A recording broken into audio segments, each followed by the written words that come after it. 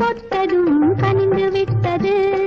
பெண்மை என்பது என்னை வென்றது, பேச்சு நின்றது, வெட்கம் வந்தது.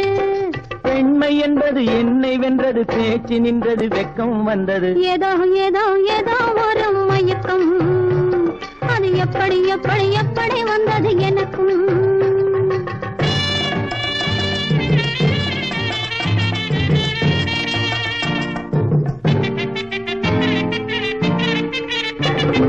கண்ணும் கண்ணும் கலந்து விட்டது, காதல் கதவு திறந்து விட்டது. கண்ணும் கண்ணும்